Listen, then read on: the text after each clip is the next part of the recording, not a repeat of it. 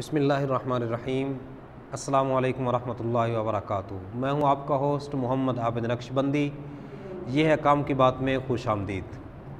احباب وقار، آج بات کرتے ہیں دنیا کائنات میں جس بندے سے بھی آپ پوچھو گے اس کا نظریہ یہی ہوگا کہ میں دوسروں سے بہتر ہوں، اور بلکہ کچھ لوگ تو ایسے ہوتے ہیں وہ کہتے ہیں دوسرے کچھ بھی نہیں ہیں، صرف ہم ہی ہیں۔ اسی وجہ سے معاشرے کی بہت ساری خرابیاں ہیں، بہت ساری پریشانیاں ہیں کہ ہر بندہ خود کو ٹھیک سمجھتا ہے چاہے وہ غلط ہی کیوں نہ ہو۔ تو آئیے اس حوالے سے ہم دیکھتے ہیں کہ سب سے بہتر مسلمان کون سا ہے۔ آپ کا اور میرا فیصلہ نہیں، کسی مفتی کا فتویٰ نہیں، کسی سکالر یا کسی پروفیسر کا لیکچر نہیں، اللہ رب العزت کے حبیب علیہ السلام سارے جہانوں سے افضل انسان آپ کے اور میرے پیارے آقا صلی اللہ تعالیٰ علیہ وسلم کا فرمان علی شان۔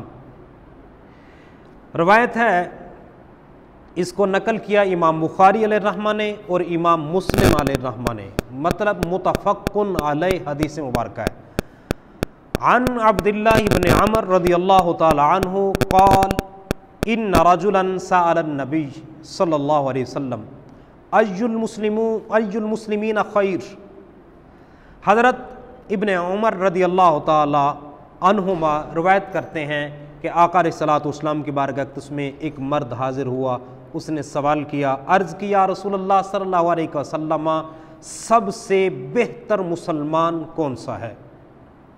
ای المسلمین خیر، اخیر اس میں تفضیل کا صیغہ ہے، جو سب سے بہتر مسلمان ہے وہ کون سا مسلمان ہے؟ تو احباب وقار غور سے سنیں، آپ کے اور میرے پیارے آقا صلی اللہ تعالی علیہ وسلم نے اتنی لمبی چوڑی بات نے کی، دو لفظوں میں بات کو مکمل کیا۔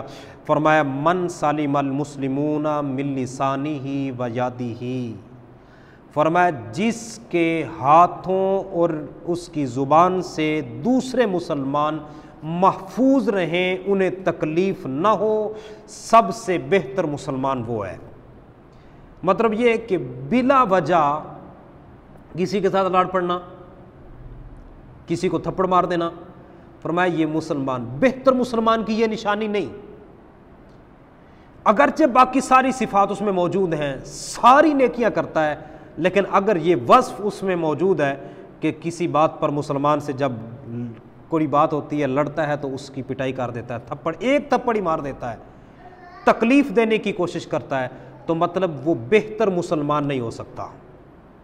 دوسرا یہ کہ ہمارے معاشرے میں بہت سارے لوگ ایسے ہیں جن کے ہاتھوں سے تو وہ کسی کو تکلیف نہیں دیتے، لیکن ان کی زبان اتنی تیز ہوتی ہے کہ وہ زبان سے لوگوں کو تکلیفیں پہنچاتے ہیں، بات بات پہ خصوصاً ان لوگوں کو تکلیف دیتے ہیں جو زیادہ شریف ہوتے ہیں اور کم گو ہوتے ہیں، تھوڑا بولتے ہیں، انہیں زیادہ تکلیف دیتے ہیں، بات بات پہ بےزتی کرتے ہیں۔ وہ بندہ سب کچھ تو ہو سکتا ہے لیکن بہتر مسلمان نہیں ہو سکتا جو کسی کو زبان سے تکلیف دیتا ہے۔ اسی موضوع کے حساب سے دوسرا آقا علیہ الصلوۃ والسلام کا فرمان علی شان، اس کے راوی بھی حضرت عبداللہ ابن عمر رضی اللہ تعالی عنہما ہیں، اس روایت کو نقل کیا ہے امام بخاری علیہ الرحمہ نے۔ آپ کے اور میرے پیارے آقا صلی اللہ تعالی علیہ وسلم نے ارشاد فرمایا، قال رسول اللہ صلی اللہ علیہ وسلم المسلم من سلم المسلمون من لسانہ و یدہ والمہاجر من ہاجر ما نہی اللہ عنہ۔ فرمایا سب سے بہتر مسلمان وہ مسلمان ہے جس کے ہاتھوں اور زبان سے دوسرے مسلمان محفوظ رہیں، اور فرمایا والمہاجر من ہاجر ما نہی اللہ عنہ، اور حقیقی مہاجر وہ ہے، ہجرت کرنے والا جو اللہ رب العزت کی منع کردہ چیزوں سے رک جائے۔ مطلب جن کاموں سے اللہ رب العزت نے منع کیا ہے، روکا ہے، اگر مسلمان ان کاموں سے رکتا ہے، اور آپ کے اور میرے پیارے آقا صلی اللہ تعالی وسلم نے ارشاد فرمایا وہ حقیقی مہاجر ہے، اگرچہ اس نے صحابہ کرام علیہم رضوان کا دور نہیں پایا، ہجرت کر کے مکہ مکرمہ سے مدینہ طیبہ یا حبشہ کی طرف نہیں گیا، یا اپنے گھر سے ہجرت کر کے کسی اور جگہ پر نہیں گیا، اگر اس نے اللہ رب العزت کے منع کردہ کاموں کو چھوڑ دیا ہے تو آپ کے اور میرے پیارے آقا صلی اللہ تعالی علیہ وسلم کے فرمانے عالی شان کے مطابق وہ بندہ حقیقی مہاجر ہے۔